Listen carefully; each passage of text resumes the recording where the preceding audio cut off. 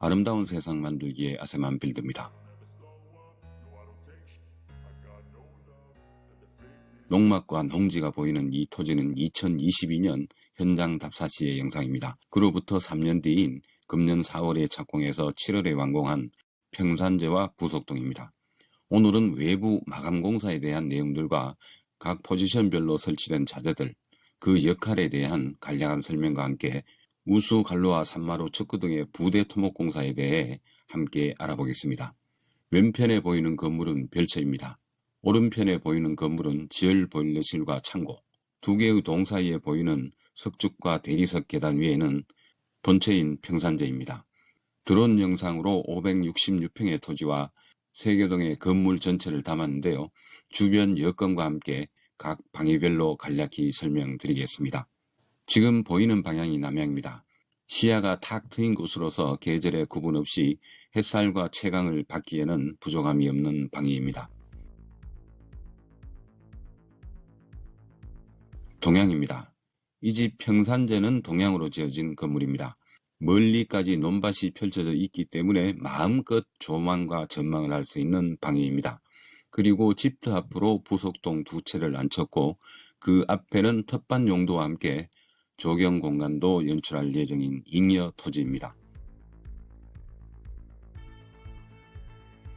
북향입니다. 얕은 야산이지만 수목이 울창해서 겨울철 매서운 바람을 막아주는 방풍림 역할도 하게 됩니다. 대략 150m 상공에서 토지 전체를 내려다 보겠습니다. 남향과 서양, 북향 등 각 방위별로 보여지는 초록 색깔은 건축주께서 6년간 가꾼 잔디와 묘목들입니다. 건물 전면인 동향에는 개발 행위를 받지 않은 농지입니다. 본론으로 들어가겠습니다. 콘크리트가 포장된 도로는 농로인데요. 이곳이 주 진입로입니다. 천에천 규격의 콘크리트 매놀은 최종 하수 집수정입니다. 잔디와 조경석 아래로는 산마루 축구와 스틸 그레이팅이 보이는데요. 지금 보이는 땅은 사업부지, 다시 말해서 농지 전용 및 개발행위 허가를 받지 않은 순수 농지이기 때문에 마사토로 평탄 작업을 하였습니다. 강아지 임평이와 건축주 평산선생, 저희 이 부장이 인도로킹 블록 사이를 채우고 있는데요. 이 공간부터 시작해서 토목공사와 건축공사 허가를 취득한 사업부지입니다. 우측에 콘크리트 매널이 하나 더 보이는 것은 800에 800 규격의 1차 집수정입니다. 본체로 올라가는 진입로 좌측 보일러실 중간에는 주차장 용도로 허가를 받았었고 진입로와 단차가 1m 이상 낮기 때문에 안전을 위해 평철로 난간대를 설치하였습니다. 집터에서 진입로를 바라봅니다. 토지 경계 부분부터 산마루 축구와 스틸 그레이팅이 건물 후면까지 이어져 시공이 되었습니다. 서향의 본체 후면입니다. 콘크리트 포장 구간을 지나면서 부정형 현무암이 깔려 있습니다. 조경 석축 사이에는 안전뱅이 측백나무가 빼곡히 식재되어 있고요. 드물게 꽃들도 보입니다. 부정형 현무암은 남쪽인 건물 오른편에도 시공되었습니다. 야외 수도와 지하수관이 보입니다. 여기에서 팁을 하나 드리겠는데요. 알고 계실지 모르겠습니다만 지금 같은 영하의 날씨에는 외부 수도가 얼어버려서 낭패와 곤란을 겪는 분들이 많을 겁니다.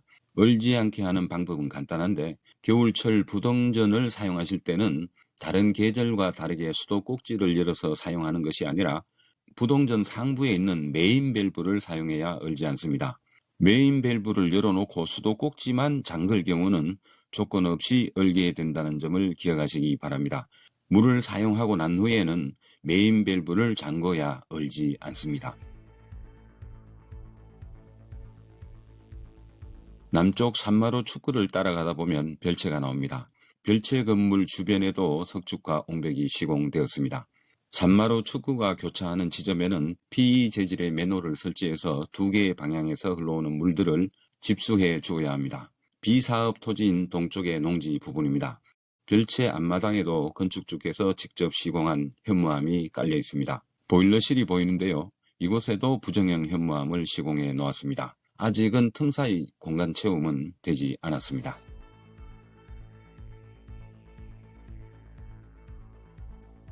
동쪽에서 건물 3개 동을 바라보며 이동해 봅니다. 본체와 부속 건물 간은 단차가 1m 40 높이가 있습니다. 그래서 대리석 계단을 시공하였는데요.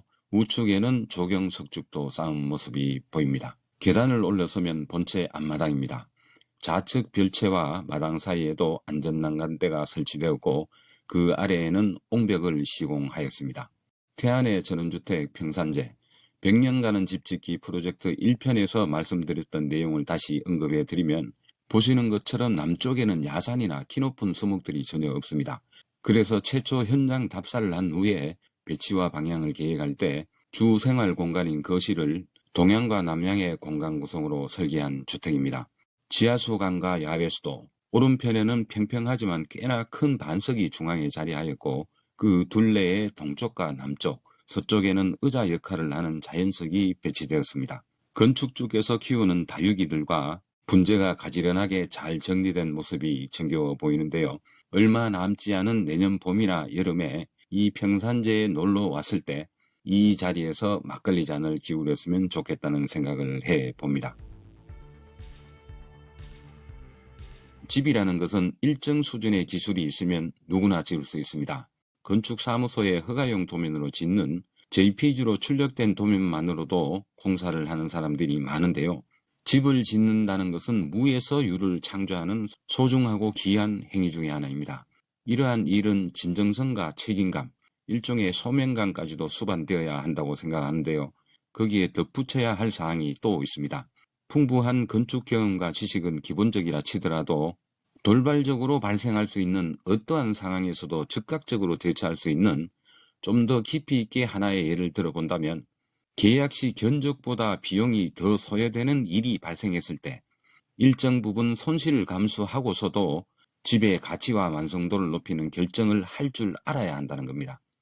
그리고 현장 상황과 여건에 맞춰 설계 변경도 즉시 해낼 수 있어야 하고 좀 더 나은 방식과 자재에 대해 끊임없이 공부하는 노력도 필요하다고 하겠습니다. 자재와 재료의 물성을 정확히 파악하고 앞으로 이루어질 만약에 대한 부분도 미리 예상해서 대비하는 시공도 해야 할 것입니다. 다시 거실 정면 마당 쪽으로 왔습니다. 기초 계단은 1500돌, 외벽체는 홍고벽돌로 마감된 걸 볼 수 있습니다. 현관 포치 부분에도 대리석 계단이 보입니다. 중정 공간에도 바닥은 대리석으로 시공을 하였습니다. 중정 우측에 위치한 북쪽의 콘크리트 마당입니다. 처음에 보셨던 보일러실 창구 위에 안전난간대가 다시 보입니다. 콘크리트 마당과 부정형 현무암이 깔린 앞마당인데요. 좌측에는 장독대가 가지런하게 잘 정돈된 모습에서 건축주 부부의 깔끔한 성향을 가늠해 볼 수 있습니다. 인테리어 영상에서는 실내 창틀 인방마다 수석과 화분이 놓였던 걸 보셨을 텐데요. 마당 곳곳에도 화분과 분재가 놓여진 모습에서 두 분의 정갈한 성품을 다시 한번 확인하기에 충분할 것 같다는 생각을 해봅니다. 강아지 임평이는 현무암이 깔린 마당에서 뒹굴고 있는 이곳은 본체인데요. 이제 본체 외부에 시공된 마감 내용들과 건물 주변, 사업 부지 전체에 시공된 하수와 오수, 우수를 유도하는 배수로 공사 내용에 대해 알아보겠습니다.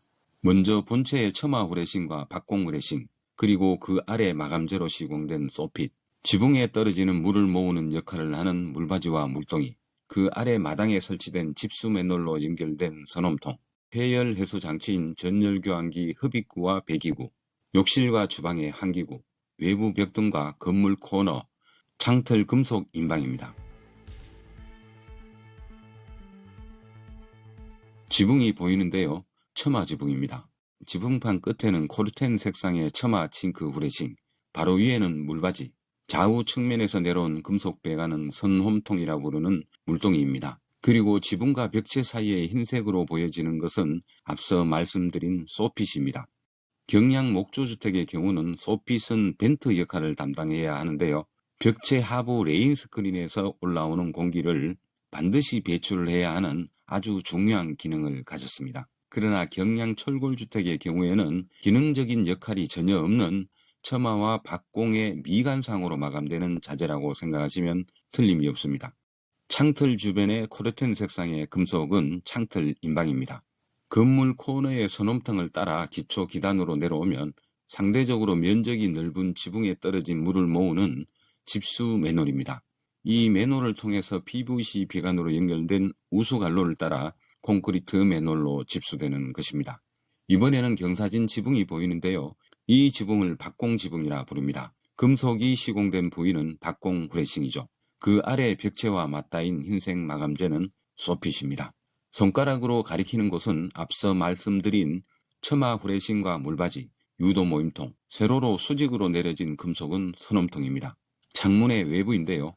검은색 계통의 창틀 프레임 밖으로 홍고벽돌과 연접하게 보이는 금속이 창틀 인방입니다. 이 금속재는 외부 마감재와 조화를 이루는 색상으로 마감되어야만 건물 전체의 완성도를 훼손하지 않습니다. 지금 보이는 곳은 양쪽 박공 지붕이 만나는 용마루 부분입니다. 손가락으로 가리키는 곳은 공기순환구인 숨구멍입니다.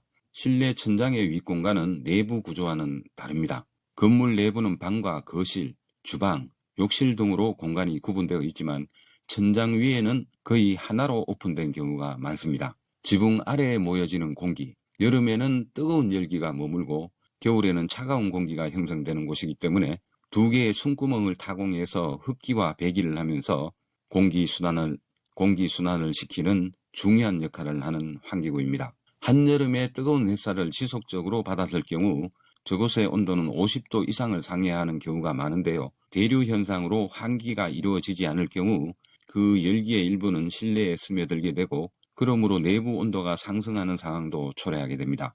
그 아래에는 다소 독특한 외벽 등이 설치되었는데요. 건축주께서 요구하신 조명입니다. 또 하나의 환기구가 보여집니다. 화장실 환풍구로서 역풍 방지 기능이 있는 보호캡이 설치되었습니다. 특별한 욕실을 제외하고는 화장실 창을 크게 내는 분은 잘 안 계실 겁니다. 건물 서쪽에 위치한 후면인데요. 별도 마감재를 시공하지 않아도 되는 징크 코르텐 패널이 시공된 모습입니다. 이 뒷면을 제외한 나머지 3면은 홍고벽돌로 마감된 걸 앞선 영상에서 보셨습니다. 이곳에도 지붕에서 내려지는 비와 이슬 등을 모아서 받쳐주는 우수 집수정 매놀이 보입니다. 북쪽 벽면으로 이동하였습니다. 이 벽면에는 방금 보신 남쪽 벽면보다 더 많은 환기구가 설치된 걸 볼 수 있습니다. 총 5개소인데요. 우측의 비교적 큰 환기구는 폐열 해소 장치인 전열 교환기의 환기구입니다. 하나는 흡기구, 또 하나는 배기구인데요. 신선한 공기를 빨아들이고 실내 공기를 순환시키는 중요한 역할을 하는 환기구입니다. 사람이 숨 쉴 때 내뿜는 이산화탄소와 요리할 때 발생하는 일산화탄소, 실내 곳곳에 잔존하는 미세먼지 등을 빨아들여서 외부로 배출하게 됩니다. 박공지붕이 만나는 곳에 삼각 지점 아래 설치된 숨구멍 2개가 보이는데요. 각개 지붕마다 이런 환기구를 설치해 줘야지만 우리가 모르는 전혀 느끼지 못하는 천장 위의 공기가 정상적으로 순환될 수 있습니다. 그 아래 좌측에 환기캡이 보이고 작은 크기의 창문이 있습니다. 안방 욕실의 역풍 방지용 캡입니다. 본체 전면에는 사람 머리 위치의 외벽 등이 보여집니다.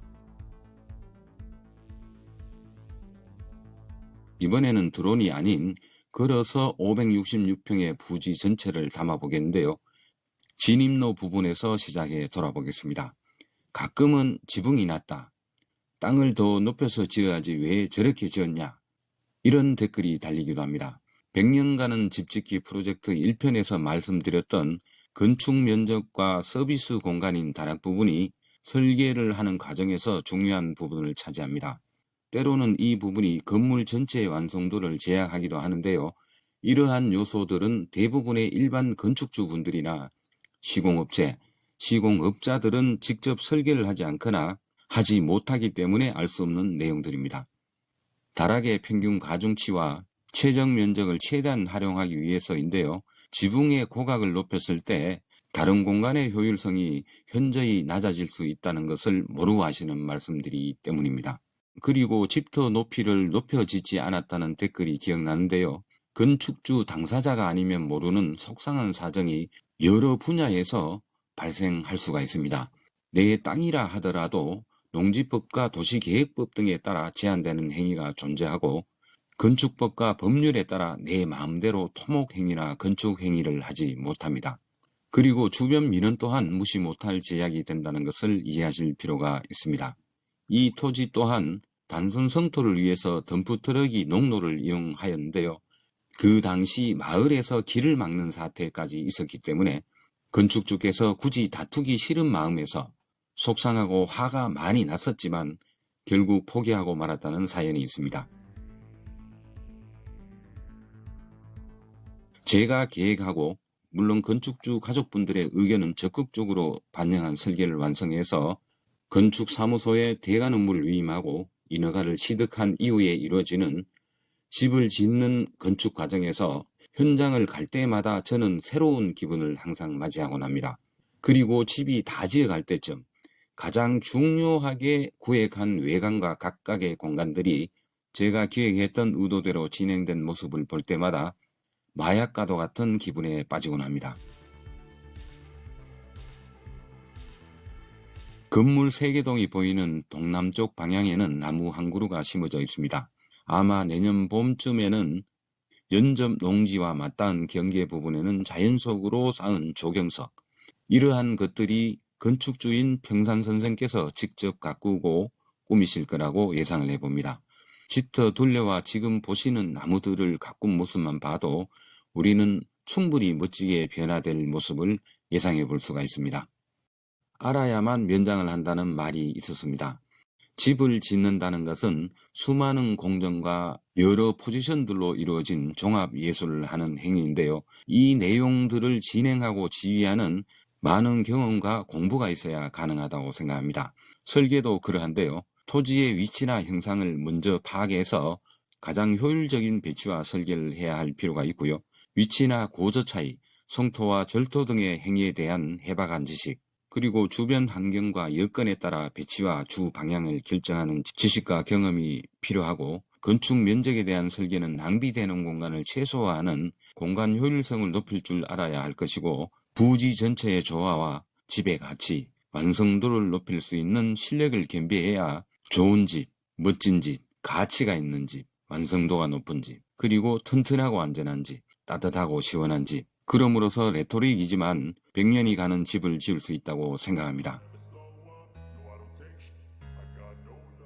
개발행위 허가를 받은 사업부지와 그 외의 농지를 포함한 566평 토지의 전체를 내려다보고 있습니다. 현장 답사 후 계획 설계와 실시 설계를 하는 기간은 40여일, 그리고 인허가를 받고 착공 허가를 득한 후 건축공사와 토목공사, 부대공사까지 진행한 70여일간에 바뀌어진 전체 토지에 대한 드론 영상을 보시면서 오늘 영상을 마치겠습니다. 100년간은 집짓기 프로젝트, 지금까지 아세만 빌드의 아름다운 세상 만들기였습니다. 감사합니다.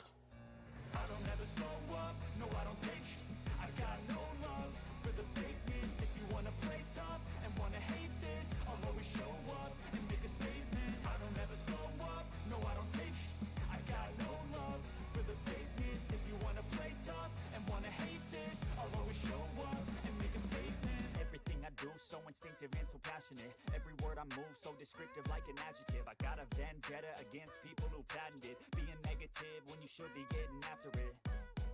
I got facts over tracks, this and that, spitting slow, spitting fast. I could roast, I could gas, think I'm okay at last, but I don't